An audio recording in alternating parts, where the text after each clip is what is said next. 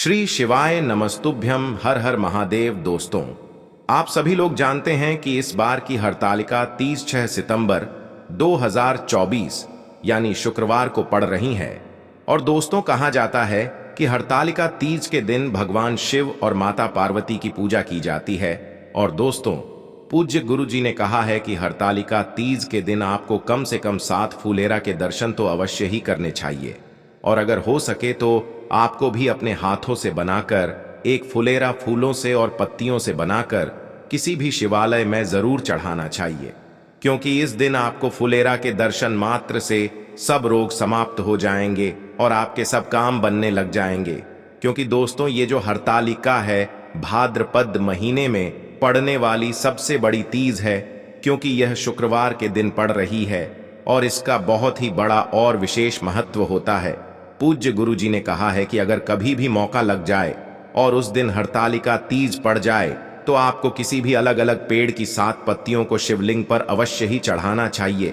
ये उपाय मत चूकना दोस्तों, क्योंकि शुक्रवार को पड़ने वाली हरतालिका तीज बहुत कम आती है। और इसी के साथ में गुरुजी ने अपनी शिव पुराण कथा में बताया है कि इस दिन आपको 31 चावल दाने का उपाय तो आपको अवश्य ही करना चाहिए, क्योंकि ऐसा दिन पूरे साल में सिर्फ एक ही बार आता है।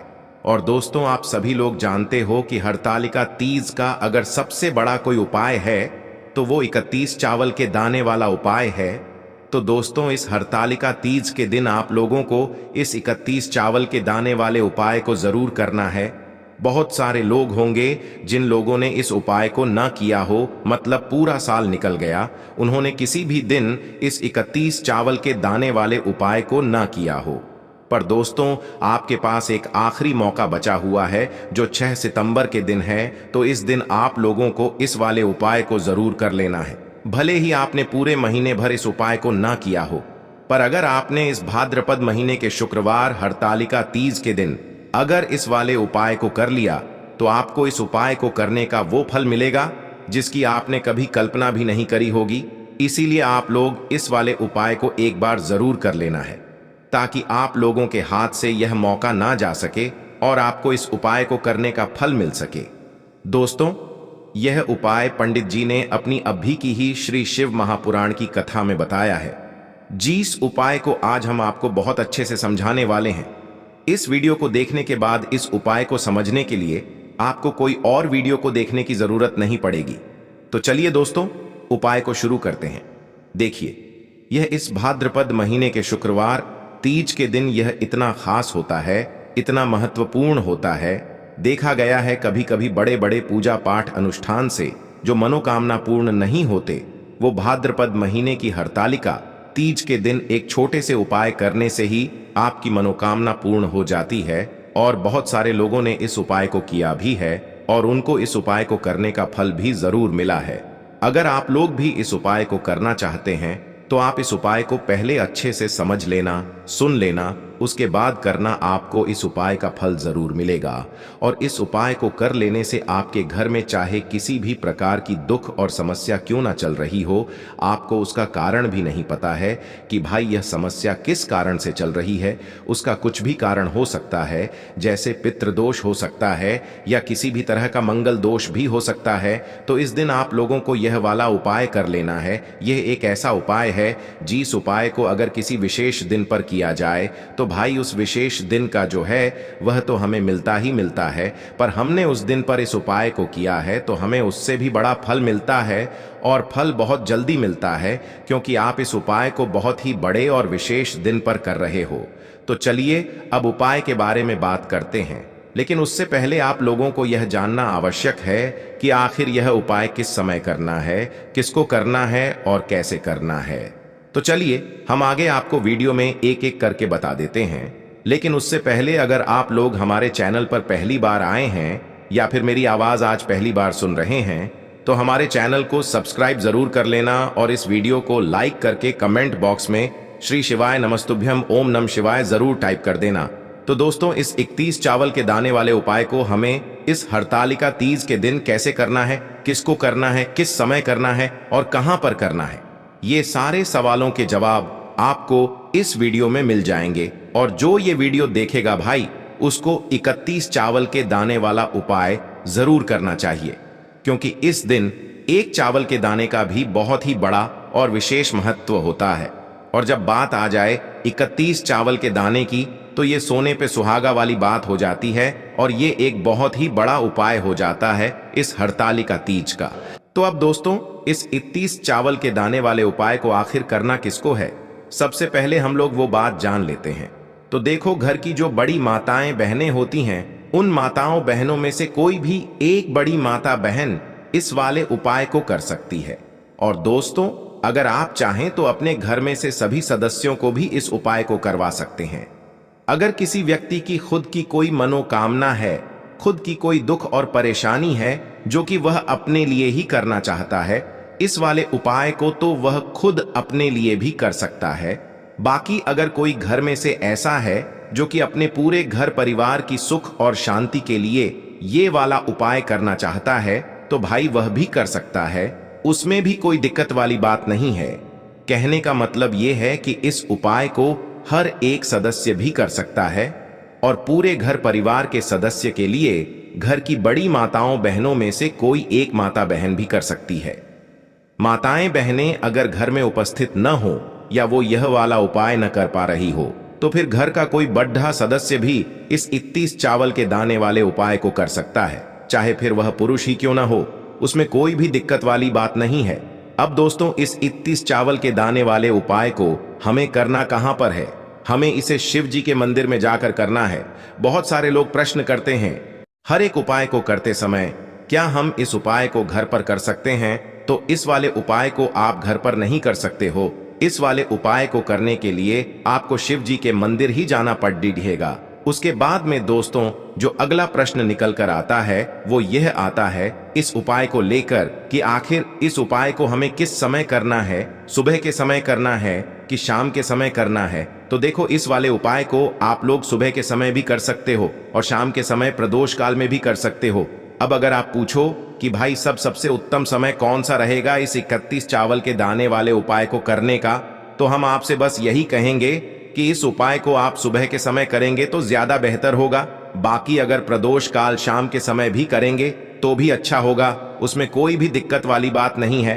तो अब दोस्तों, जो अगली सबसे बड़ी और महत्वपूर्ण बात आती है वो यह आती है कि सुबह अगर हम उपाय को करेंगे तो हमें कितने बजे से लेकर कितने बजे तक के बीच में करना है, और शाम के समय प्रदोष काल में करेंगे तो हमें कितने बजे से लेकर कितने बजे के बीच में करना है। तो देखो, सुबह जितनी जल्दी हो सके आप उपाय को करने की कोशिश करना। बाकी अगर किसी कारणवश लेट भी हो जाओ, थोड़ी देर भी हो जाए, तो 10 या 11 बजे तक भी आप उपाय कर लेना, पर 12 बजे से ज्यादा देरी ना हो। ठीक है, इस बात का ध्यान रखना। उसके बाद में दोस्तों, अगर शाम के समय प्रदोष काल की बात करें, प्रदोष काल का जो समय होता है वो शाम के 6 बजे से शुरू हो जाता है। मतलब शाम के 6 बजे से लेकर 7 बजे के बीच का जो समय होता है, ये समय प्रदोष काल का समय होता है। पर अभी जो मौसम चल रहा है, इस मौसम में जो है शाम बहुत देरी से होती है, तो आप इस उपाय को 7 या 8 बजे के बीच में भी कर सकते हो। मतलब शाम के 6 बजे से रात 8 बजे के बीच में आप कभी भी इस वाले उपाय को कर सकते हो, उसमें कोई भी दिक्कत वाली बात नहीं है। अब दोस्तों, यहाँ पर इस उपाय को लेकर एक और सबसे बड़ी बात ये निकल कर आती है कि इस 31 चावल के दानों को हमें लेना कहाँ से होता है, और हमें इस उपाय को करने के साथ में क्या और कुछ भी सामग्री ऐसी होती है जो शिव जी के मंदिर लेकर जानी पड़ती है।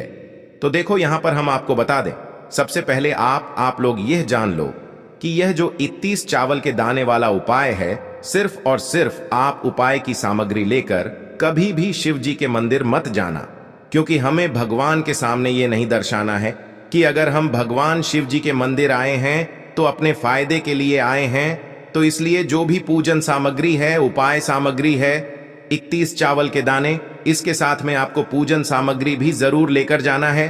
देखो, अगर सुबह के समय उपाय कर रहे हो तो सीधी सी बात है, 1 लोटा जल तो आप लेकर जाओगे ही जाओगे। वही 1 लोटा जल अगर मिट्टी का जल हो तो बहुत अच्छा रहेगा। मिट्टी का जल कैसे बनाया जाता है, इसके लिए हमने पहले से बहुत सारी वीडियोस बना दी है। आपके पास इस दिन एक आखिरी मौका रहेगा मिट्टी का जल शिव जी पर चढ़ाने का, और उपाय को करने का बहुत बड़ा आपको इस दिन फल मिलेगा। तो इसीलिए इस दिन हो सके तो भाई मिट्टी का जल चढ़ाना तो अपने साथ में कम से कम 1 लोटा जल तो आपको लेकर जाना ही जाना है। अगर मिट्टी का जल नहीं है तो घर का जल भी आप इस्तेमाल कर सकते हो। इसके अलावा जो भी पूजन सामग्री है, देखो 31 चावल के दाने ये अलग आपके रहेंगे और जो आपकी पूजन सामग्री रहेगी वो अलग रहेगी। पूजन सामग्री में आप जो भी चीज लेकर जाना चाहे वो लेकर जा सकते हैं। एक बेलपत्र भी लेकर जा सकते हैं, उसमें कोई भी दिक्कत वाली बात नहीं है। वहीं अगर हम बात करें शाम के समय की, तो शाम के समय शिव जी पर जल नहीं चढ़ता है, इसीलिए शाम के समय आप लोग एक दीपक तैयार कर लें जो कि गोलबत्ती का, आटे का, शुद्ध देसी गाय का घी का होगा, है ना। इस बात का आप लोगों को ध्यान रखना है और इस दीपक को आपको घर से जलाकर नहीं लेकर जाना है, भगवान शिव जी के मंदिर में जाकर ही जलाना है। इस बात का भी आप लोगों को ध्यान रखना है। अब दोस्तों, यहां पर हमें इस बात को समझना है कि यह 31 चावल के दाने हमें लेना कहां से है। क्या हमें दुकान से लेकर आना है या हमें अपने घर से लेना है या कहां से लेकर आना है और कौन से चावल लेना है, क्योंकि चावल भी बहुत प्रकार के होते हैं। तो देखो, इन सभी सवालों के जवाब आप लोग एक बात में सुन लो कि भाई ये जो उपाय है, इस उपाय में आपको ये नहीं देखना है कि भाई कौन से चावल है कौन से चावल नहीं है। बस जो भी चावल ले रहे हो वो चावल का दाना सबूत होना चाहिए, मतलब साबुत होना चाहिए, टूटा हुआ नहीं होना चाहिए, कटा पिटा नहीं होना चाहिए। ये बात आपको ध्यान रखना है। बाकी आपका चावल बासमती हो या सादा चावल हो या कोई सा भी चावल हो, उसमें कोई भी दिक्कत वाली बात नहीं है। तो सीधी सी बात है कि आपके घर के रसोई घर में जहां पर आप भोजन बनाते हो, वहां पर जो भी चावल आपके उपस्थित हो, उन चावलों में से अपनी 1 कटोरी भर लेना या 1 मुट्ठी चावल अलग से निकाल कर रख लेना, क्योंकि हम 31 चावल ही यहां पर इस उपाय में लेने वाले हैं। तो हमें यह चावल के दाने गिनकर निकालने पर डिढेंगे। इस बात का आप लोगों को ध्यान रखना है। तो अपने उस चावल की कटोरी में से या चावल में से 31 ऐसे चावल के दाने आप लोग निकाल लो जो कि टूटे हुए ना हो, कटे पिटे ना हो, जिनमें कोई दाग ना लगा हुआ हो, है ना। अच्छे साबुत चावल के दाने 31 दाने आप लोग निकाल कर रख लो और इन्हें किसी भी एक कागज की पुड़िया में या किसी एक छोटी सी कटोरी में आप लोग रख लो, ताकि यह सुरक्षित रहे, आपके एक भी चावल का दाना इधर उधर ना हो और आपका उपाय भी पूरा अच्छे से हो जाए। तो भाई जैसे ही आपका उपाय की जो सामग्री है, 31 चावल के दाने ये तैयार हो जाते हैं, उसके बाद मैं आपको जो भी अपनी पूजन सामग्री है सुबह के समय कर रहे हो, तो 1 लोटा जल और 1 बेलपत्र या पूजन सामग्री जो लेकर जाना चाहो उसकी भी तैयारी कर लेना। और शाम के समय जा रहे हो तो भाई अपना जो दीपक है उसे तैयार कर लेना, ठीक है। और उपाय को करते समय शुद्धता का विशेष रूप से ध्यान रखना, ठीक है। सुबह सुबह स्नान करने के बाद ही उपाय को करने की आप लोग तैयारी करना। उसके बाद अगर शाम के समय की बात करें तो शाम के समय आपको स्नान करने की जरूरत नहीं है, पर शुद्धता का ध्यान रखना है।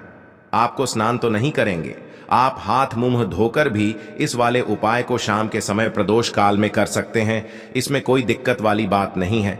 तो आप अपने उपाय की पूरी सामग्री तैयार करके आपके पास ही में जो आपका शिव मंदिर हो वहां पर पहुंच जाइए। सबसे पहले शिव मंदिर में जाकर आप लोगों को उपाय नहीं करना है, पहले भगवान के दर्शन करना है, भगवान से आशीर्वाद प्राप्त करना है, फिर शिव जी की शिवलिंग के पास में आना है। शिवलिंग के पास में आने के बाद आप जो पूजन सामग्री लेकर आए हुए हैं, जैसे कि सुबह गए हुए होंगे तो 1 लोटा जल और जो भी पूजन सामग्री लेकर आए हैं आप उनसे भगवान शिव जी की पूजन कीजिए। सबसे पहले तो 1 लोटा जल ही चढ़ेगा, फिर आपको 1 बेलपत्र श्री शिवाय नमस्तुभ्यम का जाप करते हुए शिवलिंग पर चढ़ा देना है। उसके बाद में आपकी पूजन सामग्री चढ़ेगी। उसके बाद में अगर दोस्तों शाम के समय अगर आप इस उपाय को कर रहे हो तो अपने साथ में कम से कम 1 जो दीपक है गोल बाती का जो आप अपने साथ में लेकर गए हो, उस दीपक को मंदिर में जाकर अपनी माचिस से जलाना है और उस दीपक को शिवलिंग के पास में रखना है, ठीक है। इस दीपक को रखने के बाद ही आप लोगों को अपना ये वाला उपाय शुरू करना है और दीपक को ज्यादा पास में मत रखना, वैसे भी गर्मी पड़ रही है, भगवान शिव जी को आंच नहीं लगनी चाहिए, है ना। तो भाई जैसे ही आपकी पूजा अर्चना हो जाती है, आप भगवान शिव जी को प्रसन्न कर लेते हैं, उसके बाद में शिवलिंग के पास ही में आप कहीं पर बैठ जाइए। सामने या आसपास जिस जगह पर आपको बैठना हो वहां पर बैठ जाइए और अपने वह 31 चावल के दाने अपने सामने निकाल कर रख लीजिए, क्योंकि अब यहां पर उपाय को यहां पर करने की आपको तैयारी करना है। और इस तरीके से जब आप उपाय करेंगे, पूजन सामग्री करने के बाद, पूजन अर्चना करने के बाद, तो आपको उपाय का फल बहुत जल्दी और बहुत बढ़ा होकर मिलेगा। तो अपने 31 चावल के दाने अपने सामने निकाल कर रख लेना, और यह जो उपाय है यह आपकी सीधे हाथ की हथेली से होगा, इसलिए इस बात का भी विशेष रूप से ध्यान रखना है। तो सीधे हाथ की हथेली का प्रयोग करके ही आप लोग अपना इस वाले उपाय को करना। अपने सामने जो भी आपकी कागज की पुड्डियां है उसको खोल कर रख लो, या कटोरी है तो भाई उसे अपने सामने रख लो और अपने वह 31 चावल के दाने निकाल लो, ठीक है। उसके बाद में दोस्तों अब आपको क्या करना है कि शिवलिंग आपके सामने होगी, तो आपने वह 31 चावल के दाने एक एक करके जहां पर आपने बेलपत्र चढ़ाया है, आपको शिव जी के शिवलिंग के ऊपर चढ़ाना है। कहां पर चढ़ाना है? शिवलिंग के ऊपर चढ़ाना है, और कहीं पर भी नहीं चढ़ाना है। आपको अपने हथेली से तो शिवलिंग के ऊपर चढ़ाना है, भले ही फिर वो अपने आप जलाधारी पर गिर जाए या मतलब वहीं पर गिर जाए, उसमें कोई दिक्कत वाली बात नहीं है, पर आप चढ़ाओ शिवलिंग के ऊपर ही। तो आपको क्या करना है, अपना पहला चावल का दाना उठाना है, श्री शिवाय नमस्तुभ्यम बोलना है और शिवलिंग पर चढ़ा देना है। इसी तरीके से दूसरा चावल का दाना उठा है, शिवलिंग पर चढ़ाना है और मंत्र बोल देना है। और फिर तीसरा चावल का दाना उठाना है, श्री शिवाय नमस्तुभ्यम बोलना है और चढ़ा देना है। इसी प्रकार से आपको पूरे 31 चावल के दाने एक एक करके शिव जी के शिवलिंग के ऊपर चढ़ाना है और भगवान से प्रार्थना करते जाना है। मतलब प्रार्थना तो आपको आखिरी में करना है, पर हर एक चावल के दाने को चढ़ाते समय श्री शिवाय नमस्तुभ्यम जरूर बोलना है। उसके बाद ही में यह चावल का दाना शिवलिंग के ऊपर आपको चढ़ाना है। जैसे ही आपके 31 चावल के दाने शिवलिंग के ऊपर चारच जाते हैं, तो भाई उसके बाद में आपको क्या करना है, भगवान से अपनी मनोकामना बोलना है। मनोकामना भी कब बोलना है? जब आपका 31 चावल का दाना आपके सीधे हाथ की हथेली में हो और आप उसे चढ़ाने के लिए जा रहे हो। श्री शिवाय नमस्तुभ्यम बोलकर उस आखिरी चावल के दाने को शिवलिंग के ऊपर चढ़ा देना और भगवान से फिर अपनी वह मनोकामना बोल देना, जिस मनोकामना के लिए आप लोग अपना यह वाला उपाय कर रहे हो। जिस भी दुख और परेशानी के लिए आप लोग अपना यह वाला उपाय कर रहे हो, उसके बाद में जैसे ही आप अपनी मनोकामना बोल देते हो, आपका यह वाला उपाय पूरा हो जाता है। पर दोस्तों, उपाय को करने के बाद आप लोगों को 2 मिनट भगवान शिव जी के मंत्र का जाप जरूर करना है, और मंत्र का जाप करने के बाद भगवान से एक और बार प्रार्थना करना है अपनी मनोकामना के लिए या अपनी जो भी दुख और परेशानी है उसके लिए। इसके बाद में आप लोग भगवान को देखकर भगवान से प्रार्थना करके उनसे आशीर्वाद लेकर वहां से उठ सकते हैं और अपने घर पर जा सकते हैं। बस दोस्तों, यहां पर यह वाला उपाय पूरा हो जाता है। इस तरीके से जो भी व्यक्ति छोटी छोटी चीजों का ध्यान रखते हुए इस 31 चावल के दाने वाले उपाय को करेगा, निश्चित सी बात है उसे उसकी मनोकामना जल्द ही पूर्ण होगी और जो भी दुख और परेशानी है वो भी बहुत ही जल्दी दूर होंगे। और दोस्तों, अगर आपको हमारी ये वीडियो पसंद आई हो तो हमारे इस वीडियो को लाइक और चैनल को सब्सक्राइब जरूर करें। हर हर महादेव, ओम नमः शिवाय।